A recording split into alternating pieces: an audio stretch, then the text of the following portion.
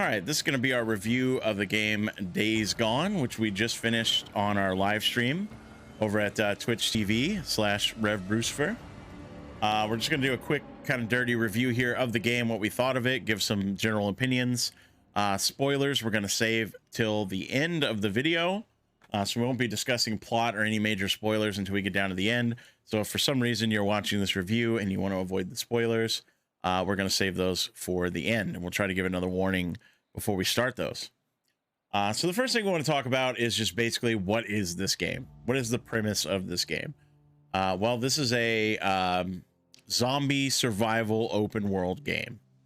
You play a character named Deacon St. John, who's caught up in a zombie epidemic where essentially the world ends and humanity's sort of struggling to survive on the fringes while the zombies have taken over the world. You kind of know that story if you've been around much at all. The basic premise is not a new one.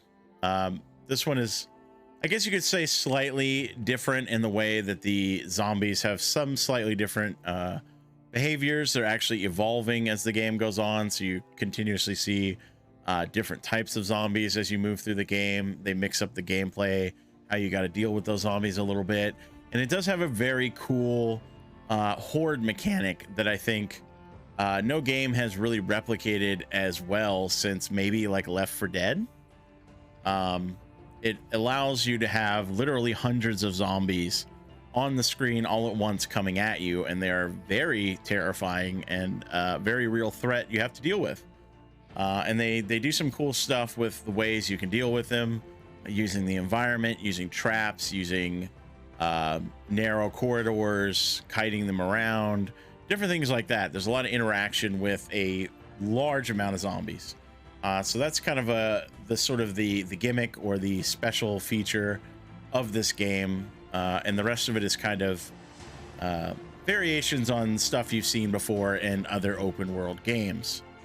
So that's kind of the basic premise of it. The setting, as it happens in Oregon in the Northwest. It's a very pretty environment, very sort of rugged, outdoorsy, mountainous, remote kind of vibe to it. It really does feel like the place you'd probably want to go if you were trying to survive in the zombie apocalypse. You know, it's a little more rugged, but there's more open ground and places I think you could sort of try to deal with the zombies in. It's a little more remote, right? Most people I think would avoid like major cities, you know, because there's millions of zombies there instead of a couple of hundred. Yeah, it's the environments are really like a standout in this game. I think, you know, a lot of the gameplay mechanics are, you know, kind of just what they are. Nothing like super revolutionary except for the horde mechanic. Is really well done, as we previously mentioned, but the settings and the environment really stood out to me.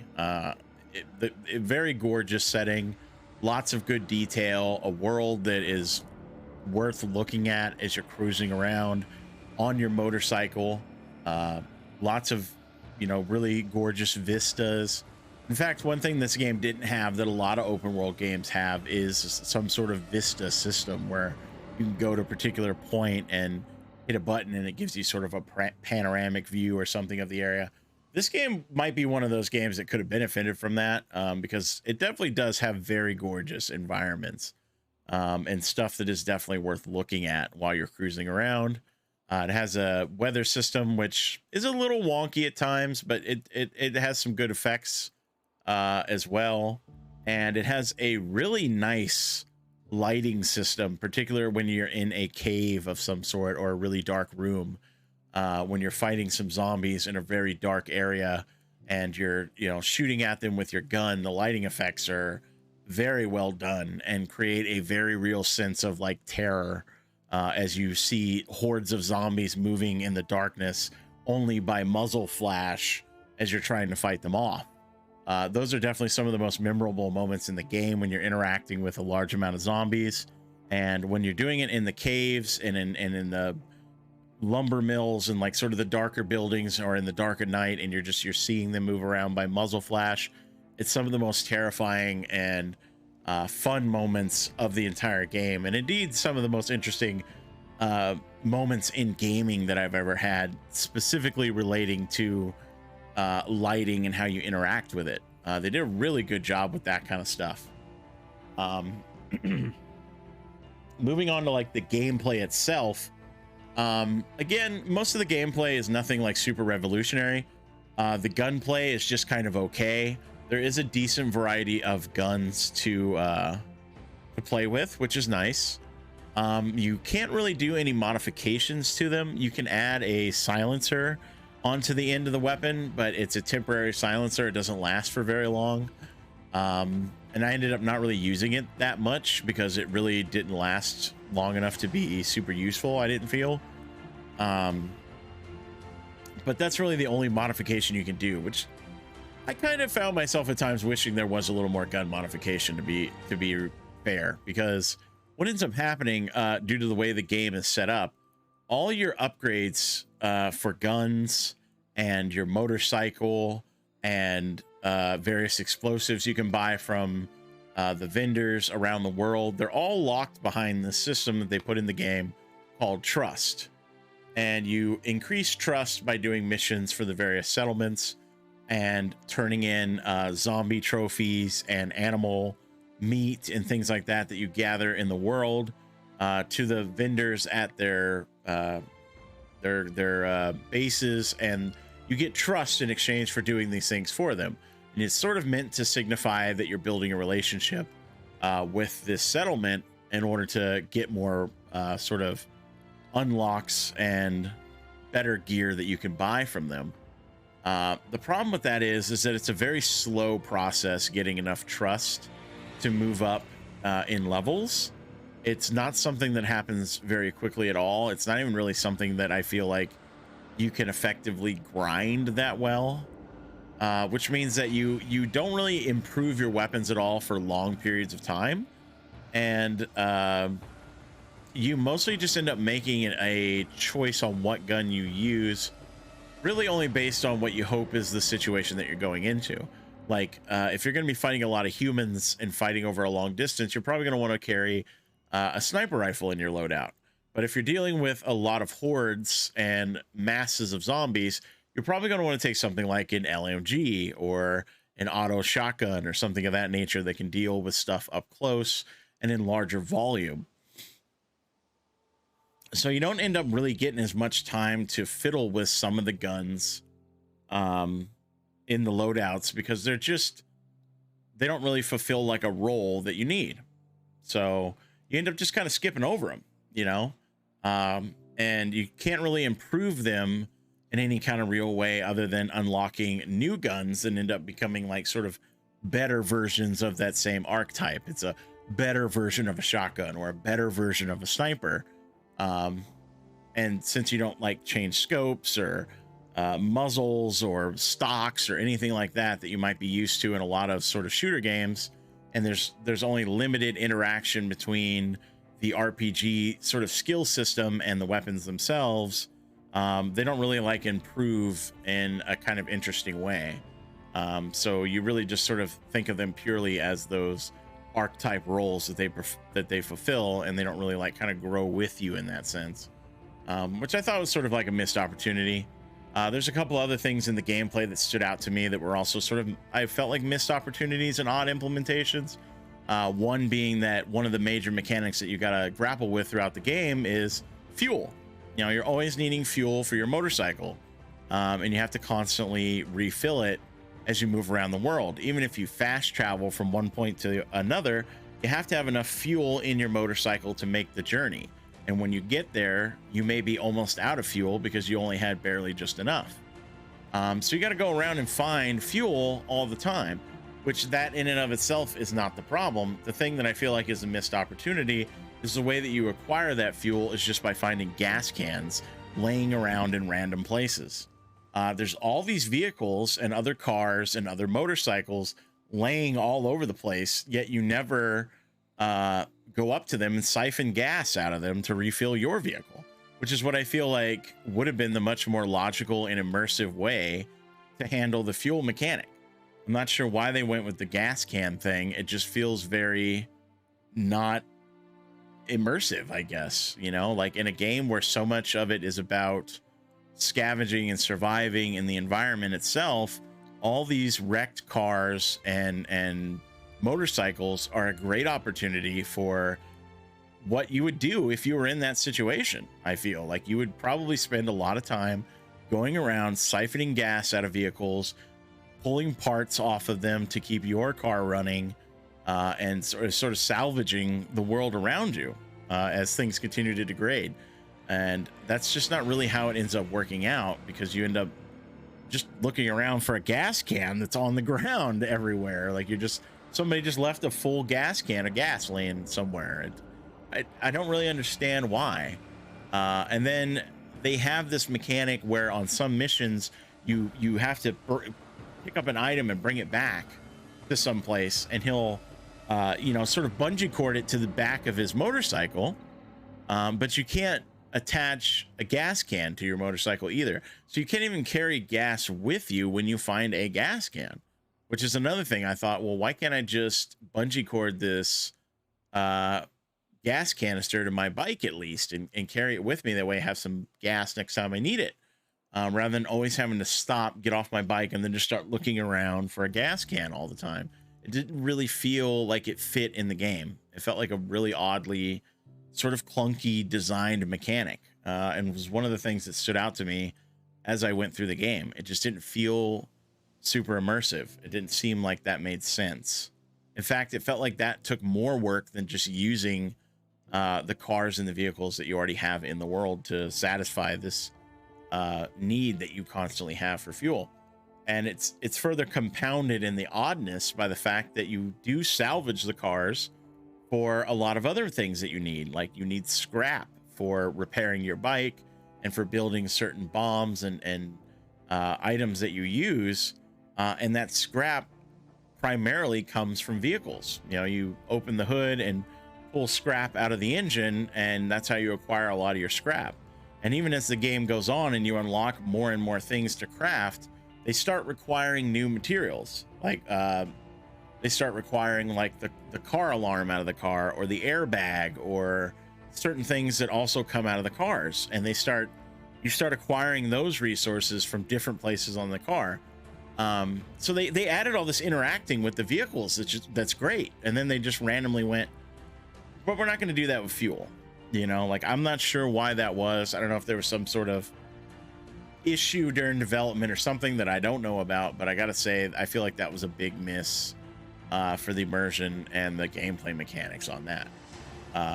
We already kind of went over a little bit of gunplay, but I also want to cover when it comes to the gunplay is it has a somewhat annoying aiming system that you may have seen in some other games, where you sort of just have like a circle that closes to be more and more narrow as you sit still and you aim longer, and then every time you fire a shot or you move, it kind of blooms outwards. They have variations on that depending on the weapon. Like sometimes it's an X or a box or something like that, but it's sort of like an RPG way of doing aiming and accuracy in the game.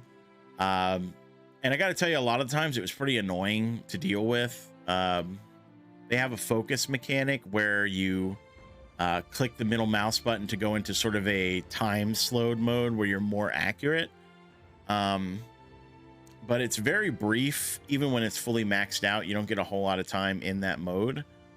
So a lot of the times the guns just feel like very inaccurate, and you're just sort of like grappling with them to the point that some guns just feel unusable. In particular, for me, pistols felt very unusable throughout the game. They were just too inaccurate, and the sort of the way that the bloom worked on those, I just didn't like them. I just didn't use them. Every time I get a new pistol and I try to use it, it just didn't work. It just didn't feel good, you know. So there's like certain guns that just get completely let down by this mechanic, and there ends up being times where that bloom, you know, does what bloom does, you know, where like you have it right on the head and you should get a headshot, but for some reason it just barely seems to go off to the left or the right or wherever it went, and doesn't quite hit the headshot and ends up hitting him in the shoulder maybe, or just completely missing altogether. And that's always very frustrating because your aim was correct, just the game mechanics sort of decided that we're going to throw in this random sort of parameter of inaccuracy, or whatever you want to call it, and you just miss, and it's not a very good feeling system, especially in a game like this where you do so much shooting and it's not really an RPG. It's not like you're playing a turn-based game or something like that where you see like XCOM, where you have like 60% chance to land this shot. I really feel like it should have just been your aim is your aim, and enhancing some of the mechanics around the guns, like being able to add scopes and stuff like that to customize the aim. I think that would have been a better system. But that's opinion. That's just how I felt about it. A couple people in my chat did chime up at times saying that they didn't really feel like the aiming looked very fun to be interacting with, and it's not like it's unplayable. It could have been better. Other than that, most of the other gameplay stuff works pretty well. The motorcycle controls pretty well once you get used to it, and once you upgrade it a little bit, I feel like it gets even better. I do kind of wish there were some other vehicles that were involved rather than just motorcycles. They leaned, I think, a bit heavy on the motorcycle thing. Like, even if you never drove another vehicle, you never see anybody else drive any other vehicles either. Basically, everybody's just riding around on motorcycles, and it's like, is there that many motorcycles out here in Oregon? Is there like a Harley Davidson factory that's just had like thousands of these things on the lot, or what? Because literally everybody is driving a motorcycle. Everybody, every bad guy, every good guy, everybody's riding a motorcycle. And I found myself going, I'd like to see somebody cruise up in like a Jeep or something at some point, like anything else, a Range Rover, something, like how many people are riding bikes out here? Literally everybody. A small gripe to be sure, but you find yourself surrounded by all these cars all the time, and I find myself thinking, like, why didn't anybody ever try to repair some of these vehicles and use them, even if it's just like a truck that they're using to run supplies back and forth or something like that. Like, everybody's just driving a motorcycle. It felt kind of odd to me. It felt like more like they could have used a little diversity there, even if it was just sort of symbolic things, like say having a truck to carry some supplies or something like that. The one thing I do want to give the game some props on when it comes to open world stuff, though, is a lot of open world games tend to overdo it with the amount of stuff in the world to do. You open up your map and it's just covered with little icons and side tasks and stuff to do. I feel like Days Gone struck a good balance there. The repeated side quests were definitely repetitive. They didn't have a ton of diversity in the objectives and the wording of those quests, but there wasn't a obscene amount of just pointless content. There wasn't like a collect 100 of these little token thingies or something like that just like ate up all your time if you were trying to go like platinum or something in the game. It was relatively friendly, and most everything you were doing was relevant. Even the repeated quest is sort of like semi-boring as they were getting you money, they were getting you trust and different things like that you needed to upgrade your standing in the settlement and buy supplies and upgrade your bike and stuff like that. So they did have a purpose.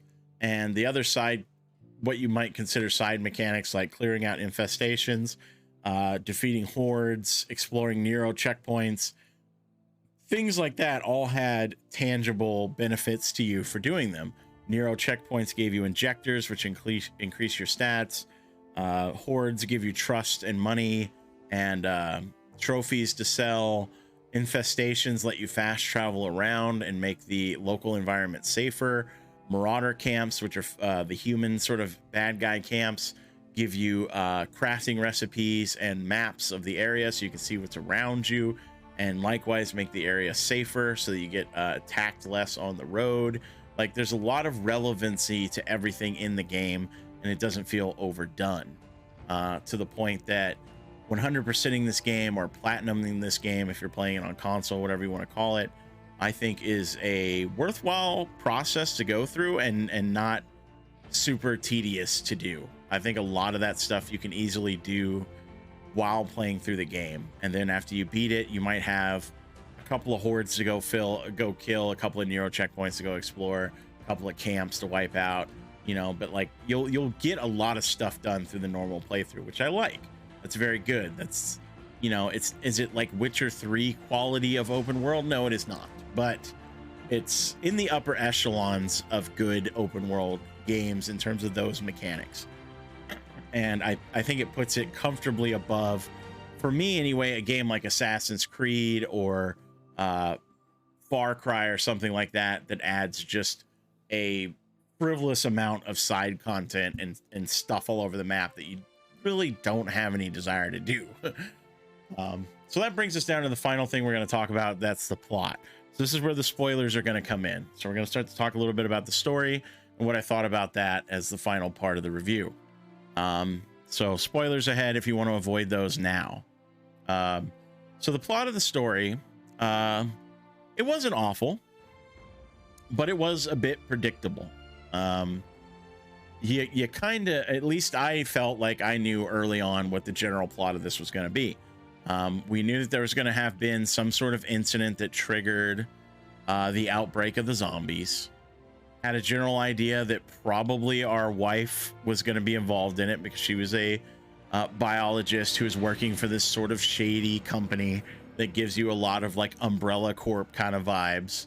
In fact, I would basically say that this game sort of emulated Umbrella Corp in a lot of ways, with the Cloverdale pharmaceuticals like company, where they sort of present themselves as this nice little bio company that's just trying to make the world better and does these sort of like interesting research, and then they take that research from the researcher and then they use it for some nefarious purposes or whatever, you know. Like it feels very like Resident Evil-y Umbrella Corp kind of vibe coming from these guys.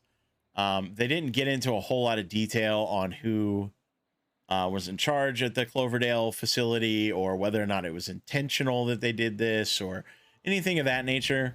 They kept that stuff kind of light. Maybe, you know, they had a game plan for Days Gone 2 where they might go more into that due to the way the game kind of ends. I'm not sure. I was informed by one of my mods that the pitch for Days Gone 2 was rejected back in like 2021 or 2020. So it's unlikely that Days Gone 2 ever gets made, but who knows? Maybe it sells well enough on PC that interest revives and they make another run at it. Who knows? But it does kind of end in a direction where they might get more into those kind of details. But ultimately, they don't go a whole lot into it. So what you basically end up doing for most of the game is playing the main character, Deacon St. John, who is a drifter, as they call him in the game.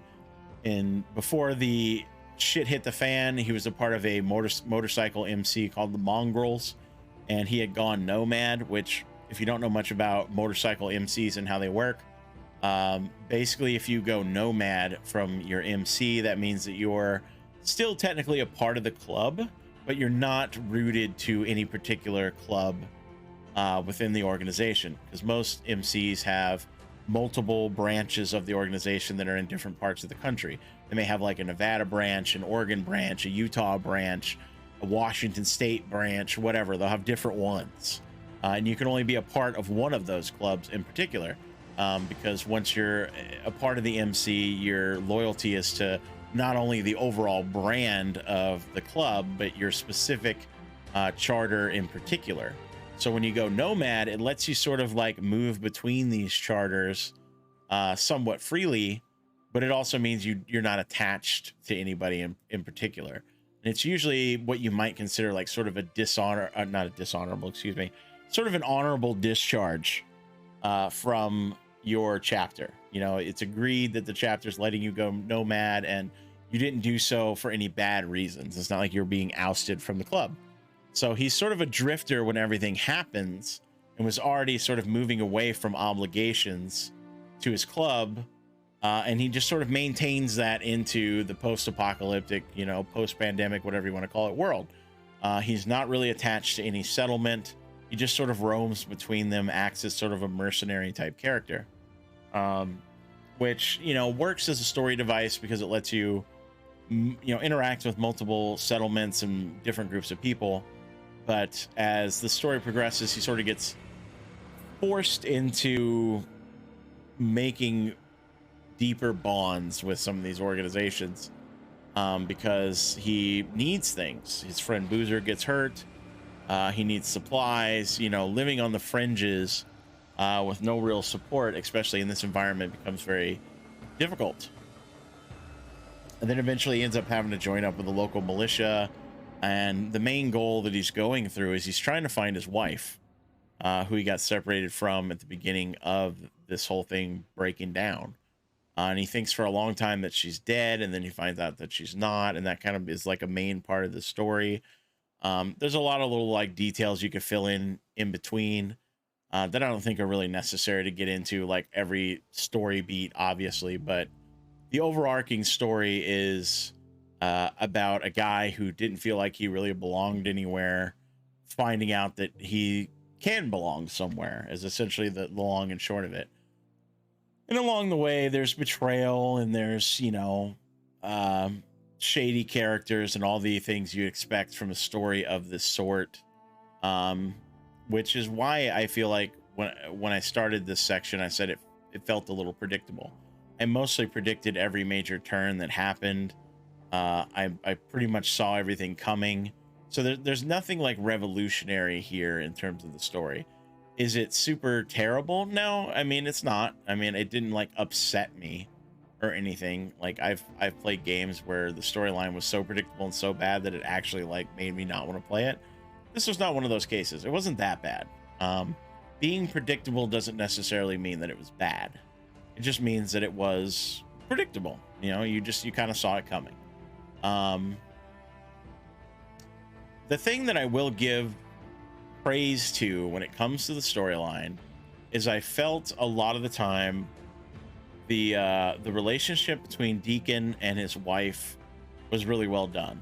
It was done through a combination of cinematic interactions between the two once they reunite in the second half of the game, and also flashbacks to memories of their early relationship in the first half of the game. And I felt like those were really well done, because a lot of the times I feel like relationships in these games doesn't feel very realistic. It doesn't feel like these two people actually love each other. It doesn't really feel like they have a bond, and a lot of the interactions between them just don't come across as being very genuine. But it felt like these two really had a genuine connection, and I can only imagine that there was a good amount of chemistry between the voice actors, because they really did interact with each other really well. Either they had a lot of chemistry, or they were coached very well on the relationship parts when they came into the studio and did the recordings, because they felt very genuine, and the way the relationship was written and it played out, kind of slow pace through the flashbacks and stuff like that, felt very good. Like it felt like a real relationship, which is kind of, like I say, for me, I feel like that's kind of high praise, because I don't think a lot of games manage to pull that off. And I think that's the highlight of playing the game.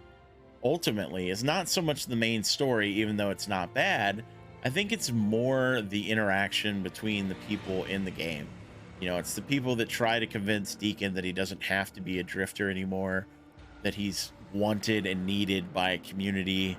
It's the relationship between the main character and his wife. It's the relationship between the main character and his best friend Boozer. A lot of the goodness and the richness of this game comes from the character interactions more than it does the overarching plot. And even some of the main characters, not main characters, other characters that you meet along the way, some of those are also pretty decently written, and their interactions with you, which definitely came as a surprise. I didn't think that was going to be the highlight of this game. Like that was a little bit of a curveball. But I think overall, if I was going to rate every section of the game, just to give like sort of a wrap up here at the end, I usually try to rate things as gameplay, story, and then overall on a scale of 1 to 10. I would say that the gameplay overall It has some flaws in it, like we mentioned, the gunplay mechanics, the fuel system being a little unintuitive and not as immersive as it could be.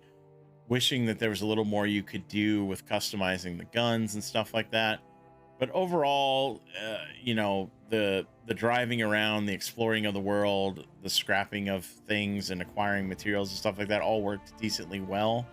I wish they would have expanded a bit on the exploration aspects to give you a little more reason to explore the world, rather than just sort of gathering a few items to craft with, because the environments are so well done, and even the insides of buildings and going through them floor by floor is very fun, in terms of like how good everything looks. There's just not a ton of reason to do it. At the end of the day, a lot of buildings are empty. There's not a whole lot to find. You don't just find an interesting gun or something somewhere.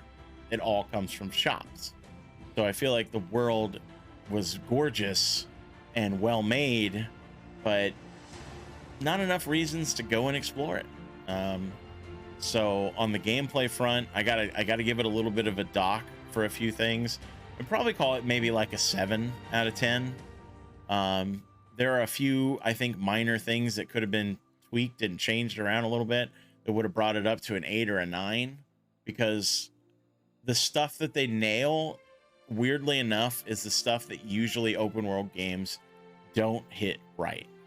Like they hit the stuff that most games fail at, and then they kind of stumbled on some of the core stuff that usually is not the big problem. So that was kind of unfortunate, you know. So I feel like, you know, they were reaching for something, and they were almost there, and they just didn't quite get there, which makes me kind of all the more sad that Days Gone 2 may never happen, because I feel like they would be the type of company that could learn a lot from how they messed up in this game. And I would imagine Days Gone 2 would probably be like so much better, right? They would improve on all these things. They would get all this feedback, and they'd come back with a really brilliant game. I feel like they could do that, but they may never get the chance. And then getting into the plot, similarly, you know, I could dock some points, you know, for not being the most interesting or riveting and unexpected storyline that you've ever seen, a lot of predictability. But I also got to give it some extra points because it hit on relationships, and particularly, as I said, the relationship between the main character and his wife, in a way that I just didn't expect them to do such a good job. So I got to give them actually some bonus points there. So I would say the plot, the main, if I was just rating the main storyline, it might be like a 7 out of 10. But with these interactions and relationships that they have that they actually nail pretty well, I would probably bump it up to overall maybe like an 8 out of 10 on the storyline aspect. I think it's definitely worth playing for those elements. And one of the better jobs, like I say, on actually crafting a relationship that feels somewhat realistic in a video game. So I would probably put it like an 8.5 on the storyline aspects. Like I say, the main story, nothing revolutionary, but it's good. You know, it does what it's sort of designed to do. Most of the interactions are built on those character interactions to build that story. So I think it sort of uplifts it beyond a bit where it might have fallen if some of these voice actors didn't do as good a job as they did. And I think that's where you got to really kind of give a big nod to the work that voice actors do for video games anymore, because the voice actors really are what uplift this story a bit and make these relationships feel more realistic. You know, like they brought in some good talent, and they did a really good job with it. And I would assume that probably the script writers did a good job too, because, you know, voice actors need something to work with. They need a direction, they need a sort of focus that I'm sure helps their craft out immensely. And I think they did a really good job with it on this one. Some of the audio levels and some technical issues like that kind of let down some of the voice acting performance, but not the voice actors themselves. So similar to games like Dragon Age Origins and stuff like that have like a great list of voice actors. I feel like this one had a pretty solid crew behind it, and they added something to the game for sure. So that kind of brings us down to the overall score. What will we rate it? I feel like it falls somewhere around like the 7 to 7.5 range ultimately, especially when you factor in some of the technical issues that I definitely experienced in the game, especially in the second half. This is not something that's super uncommon in video games, where the second half of a game is less polished than the first half of the game. And this is another one of those examples where the later you get into the game, you can see that less QA was probably done on it, and less time was spent on it, which is not uncommon with games. And some of those technical issues began to creep in more and more as you got deeper into the game. I experienced several no error crash to desktops in the second half of the game that I did not experience in the first half of the game. There began to sort of work in there some AI wonkiness at times, some weird interactions, not as polished checkpoint system. And by that, I mean like where it auto saves in order to save you time and effort, which particularly became a big issue with the crash to desktops being paired with it. The final mission is a great example. It's a rather lengthy sort of siege style battle through a militia camp that's probably about a 30-minute long sequence. And I crashed about 15 to 20 minutes into that sequence and then had to do the entire thing all over again. There was no checkpoint at any point. There was no autosave of any kind. It was just do it all again. That felt pretty shitty. And there were a couple of instances like that. Even an instance where I had to fight a horde in the main story, and I died a couple of times trying to figure out what was the best method to deal with this horde.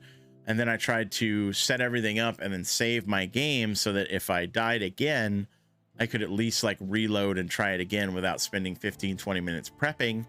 And the game gave no indication that it was not actually saving. It just prevented me from saving and didn't say anything. So when I died again and I came back, I was right back at the beginning of the mission without any of the prep work done to prepare for it. Not only would that feel bad just in general, but it felt really bad on stream because I'm trying to be entertaining in front of my audience, and I keep having to redo this boring section of looting buildings and crafting supplies and trying to prep the battleground for the horde fight that I'm about to have, because the game just won't even let me save or doesn't have any kind of checkpoint. This wasn't a big deal again in the first half of the game, but in the second half of the game, this stuff just kept appearing. And that to me speaks that there was just less QA and less time spent on the second half of the game. And that's, you know, like I said, it's something you see a lot in games, but it doesn't excuse it. You know, just because it happens a lot doesn't mean it's okay, obviously. And this is just another instance of that happening in this game. So I feel like that's something you definitely have to point out, that the second half of the game is not as polished as the first half. So that impacts what I would give the score. So I think it falls down into like sort of the 7 out of 10 category for those kind of reasons. There were some gameplay flaws, there were some immersion flaws, there were some technical flaws. These things kind of added up as the game went on, where by the end of it, I was frustrated with several of these things in particular, and I was kind of like ready to be done with the game so I wouldn't have to keep interacting with some of these frustrating mechanics. You know, it doesn't mean that the game is bad, but it does mean that it comes with some warnings attached to it if you're considering playing it, as basically how I would describe it. Another kind of oddity that stood out to me is one of the weapons you acquire in the second half of the game is a BFG sniper rifle, a 50 caliber sniper rifle, real big fucking gun. But when you shoot guys in the head with it that have helmets on, and we're talking standard helmets here, not anything crazy, not that I don't know what kind of helmet would stop a 50 cal round without fucking snapping your neck practically, but we're talking standard helmets here, and it just bounces right off their helmet and makes you have to shoot them again. stuff like that also bothered me. It's like, this is not some small caliber 22 rifle here. This is this bullet is the size of your head and it's bouncing off a helmet. I don't know about that one. You know, little things like that, you know, as the game went on, started to sort of just tug at me a little bit. I was like, okay, you know, especially because you start fighting a lot of guys with helmets on all of a sudden toward the end of the game. So that's going to be, I think, the review. Hopefully you find this helpful.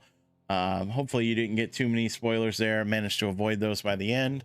And if you enjoyed the review, you want to come check us out over on Twitch sometime where we play these games and we do these reviews, you can find us over at Rev Brucifer on Twitch or on Twitter, same name, Rev Brucifer. And we'll see you next time.